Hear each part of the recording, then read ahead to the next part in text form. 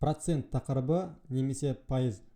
Мына жерде қарасақ, бізге 4 бұрыш берілген, ол ұяшықтарға бөлінген. Мында дөңгелек беріліп тұр.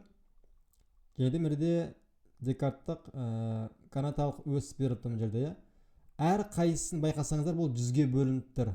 Мына жерде нүктені жылжыт дейді бізге, көк нүктені. Мен бұл жылжытсам, бұл қазір бізге 100-ге бөлініп тұрған 4 бұрыштың мен бір ғана ұяшығын боядым. Бұл менде 1%. Яғни процент дегеніміз кез келген заттың 100-ден 1 бөлігі. Бұл жерде шеңберде қарасақ, 100-ге бөлініп тұр, соның бір ғана бөлігі боялып тұр бұл жерде. Енді бізде нүкте беріліп тұр, канаталық өсте. Бұл 0-ден басталып, бұл 1-ге шейін ғана. Сол аралық 100-ге бөлінген. Осы аралықтың әрбір нүктесі ол 1% болады. Мына бізде 0,100-ден 1. Ондық бөлшек ретінде оқысақ, 0,100-ден 1 ғой бізде бұл. Бұл міне бізде 1% осы жерде болады. Енді мен нүктені жылжытатын болсам, менде қазір 1% боялып тұр. Мына боялған бөлігін таппайтын болса бізге, бұл бізге 1% боялып тұр.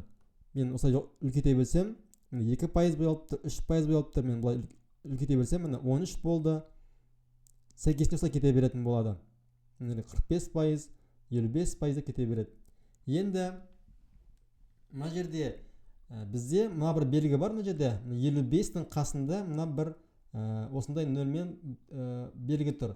Осы белгі проценттің белгісі, немесе пайыздың белгісі. Біз оқыған кезде бұны 55% деп оқимыз. 55% немесе 55%. Енді 55%-ті біз 3 түрлі жазсақ болады. Бірінші осылай қасына процент деген тіркеп қоямыз. Немесе ол бөлшекпен жазсақ болады, ол 100-ден 55 болады. Бұны қысқартуға болады, сәйкес екеуінде 5-ке бөлсек, ол 20-дан 11 беп екеуін қысқартуға болады. Немесе оны ондық бөлшекпен жазуға болады, 0,100-ден 51. Мына бізде жай бөлшек қой, ал мына бізде ондық бөлшек. Сәйкесінше осылай жазуға болады.